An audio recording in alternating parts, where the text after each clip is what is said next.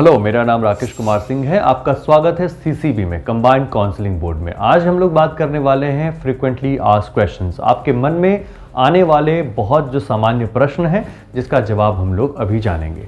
पहला सवाल कि सीसीबी स्कॉलरशिप है क्या?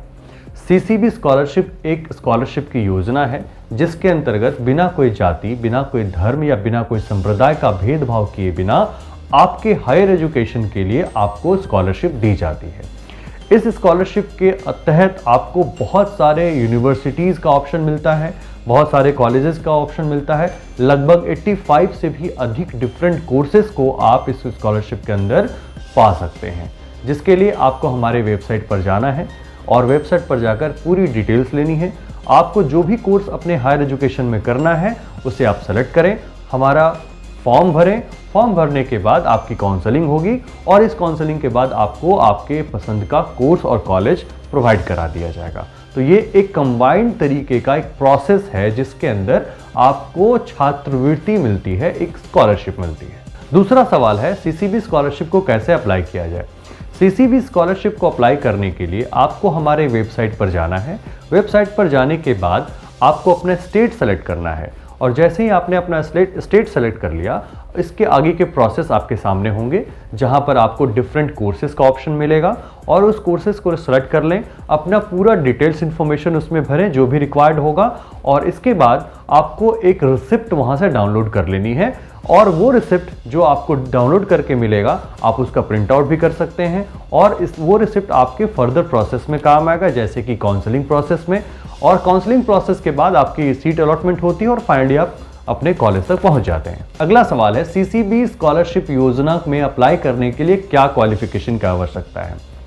सीसीबी योजना वो सारे कैंडिडेट्स अप्लाई कर सकते हैं जो 10th, 12th, यूजी या पीजी कोर्सेज पास कर लिए हैं या फिर वो अपीयरिंग कैंडिडेट हैं। अगला सवाल है कि क्या फॉर्म भरते समय किसी तरह का कोई डॉक्यूमेंट्स अपलोड करने की जरूरत है? जी नहीं। जब आप फॉर्म भर रहे होते हैं तो आपको किसी भी प्रकार का कोई फोटोग्राफ या कोई डॉक्यूमेंट्स अपलोड करने की जरूरत नहीं होती। ये सारे डॉक्यूमेंट्स जैसे कि आपका आईडी कार्ड, आपका एड्रेस प्रूफ, आपके डॉक्यूमेंट्स का वेरिफिकेशन, ये सारी चीज़ें आपके कॉलेज में ही आपको सबमिट करनी होती है। अगला सवाल है कि अगर मैंने गलती से कोई कोर्स सेलेक्ट कर लिया है और मैं उसे बदलना चाहता हूं तो मैं इसे कैसे कर सकता हूं? तो ये बहुत ही आसान है। आप कभी भी अपना कोर्स का सिलेक्शन बदल सकते हैं। अगर आपने गलती से कोई कोर्स सेलेक्ट कर लिया है और आप उसे बदलना चाहते हैं तो इसके लिए आप काउंसलिंग या अलॉटमेंट लेटर के पहले तक कभी भी बदल सकते हैं या फिर उस एप्लीकेशन फॉर्म में आपका एडिट का ऑप्शन है, वहां जाकर आप अपना एडिट का ऑप्शन पर कोर्स को भी चेंज कर सकते हैं। नेक्स्ट क्वेश्चन, मैंने सीसीबी स्कॉलरशिप के लिए अप्लाई कर दिया है तो आगे की प्रक्रिया क्या है? मैं आपको बताऊं कि अगर आपने सीसीबी स्कॉलरशिप फॉर्म भर दिया है तो नेक्स्ट की प्रक्रिया आपको काउंसलिंग राउंड में जाने की है, जहां आपको बताया जाता है कि आप जिस कॉलेज में जाना चाहते हैं उसका एफिलिएशन कैसा है, उसका ओरिजिनल फीस क्या है और आपको सीसीबी से क्या डिस्काउंटेड फीस मिल रही है, उस कॉलेज में किस तरह की फैसिलिटीज़ आपको दिया जा रहा है। ये तमाम जानकारी आपको काउंसलिंग राउंड में दी जाती है और फिर फाइनली आपको उस कॉलेज का सीट अलॉट कर दिया जाता है। आपको बस संपर्क में रहना है, हमारे वेबसाइट से जुड़े रहें और बीच बीच में इससे अपडेटेड जो भी इंफॉर्मेशन आ रहा है वो आप लेते रहें। अगला सवाल है मुझे कॉलेज का लिस्ट कब मिलेगी? तो कॉलेज का लिस्ट आपको काउंसलिंग के टाइम पे ही दिया जाएगा। जिस प्रकार से सीट्स अवेलेबल होंगे उस समय उसी लिहाज से आपको उन सारे कॉलेजेस के लिस्ट दिए जाएंगे। अगला सवाल है कि काउंसलिंग के बाद की प्रक्रिया क्या है। तो जैसे ही आपका काउंसलिंग स्टार्ट होता है उसमें आपको बताया जाता है कि आप किस कॉलेज में जाने वाले हैं और उस कॉलेज की क्या क्या फैसिलिटीज़ है, उसके एफिलिएशन के बारे में, फीस स्ट्रक्चर के बारे में और उससे जुड़ी तमाम जानकारी आपको दी जाती है। जैसे ही आप संतुष्ट हो जाते हैं तो फिर आपको उस कॉलेज के लिए अलॉटमेंट लेटर अलाउ कर दिया जाता है, यहाँ से इशू कर दी जाती है और जैसे ही आपको अलॉटमेंट लेटर मिल जाता है तो आप उस कॉलेज के डायरेक्टर से डायरेक्टली बात कर सकते हैं। आप अपने डेट ऑफ एडमिशन के बारे में कंफर्म कर सकते हैं, आपका रिपोर्टिंग डेट क्या होता है इसके बारे में कंफर्म कर सकते हैं कि किस डेट को आप रिपोर्ट करने वाले हैं और फिर जाकर आपको अपना एडमिशन लेना होता है। तो यही प्रक्रिया होती है काउंसलिंग के बाद की। अगला सवाल है कि हर साल काउंसलिंग कब शुरू की जाती है। तो काउंसलिंग शुरू करने का कोई फिक्स डेट होता नहीं है। वैसे जनरली ये देखा गया है कि मई, जून, जुलाई या फिर कई बार अप्रैल के महीने से भी काउंसलिंग शुरू हो जाती है। बहुत बार ये डिपेंड करता है आपके स्टेट बोर्ड के रिजल्ट के ऊपर भी। जैसे ही आपका 10-12 के रिजल्ट आते हैं उसके बाद ही काउंसलिंग आपकी ऑर्गेनाइज की जाती है। और ये सारी जानकारी जो आप काउंसलिंग से रिलेटेड पाना चाहते हैं वो आपकी काउंसलिंग लेटर में ऑलरेडी मौजूद रहता है। तो जब आप अप्लाई करेंगे तो जो काउंसलिंग लेटर आपको मिलेगा उसमें आपके काउंसलिंग का date and time and place everything mention किया रहता है। अगला सवाल है कि मैंने सीसीबी स्कॉलरशिप योजना में अप्लाई तो कर दिया है, लेकिन मेरा काउंसलिंग लेटर या फिर एप्लीकेशन रिसिप्ट डाउनलोड नहीं हो रहा है। तो मैं आपको बताऊं कि ऐसा कभी कभी सर्वर इशू के वजह से होता है या फिर कंजेशन जैसे ही बढ़ जाती है साइट पर, तो इस तरह की समस्याएं बीच बीच में आती हैं। आपको इसके लिए चिंता करने की ज़रूरत नहीं है। आप थोड़ी देर वेट कर सकते हैं और फिर से डाउनलोड करने की कोशिश करते हैं।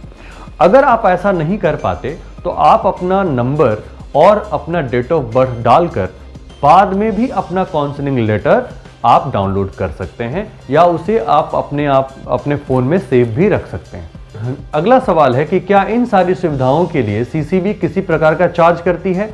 बिल्कुल भी नहीं। सीसीबी किसी भी प्रकार का कोई चार्ज नहीं करती है। ना ही एप्लीकेशन, रजिस्ट्रेशन, एडमिशन या काउंसलिंग के नाम पर किसी तरह का कोई चार्ज नहीं लिया जाता। अगर कोई व्यक्ति ऐसा करता हुआ पाया जाता है तो आप हमारे हेल्पलाइन नंबर पर कॉल करके हमें इसकी जानकारी दे सकते हैं।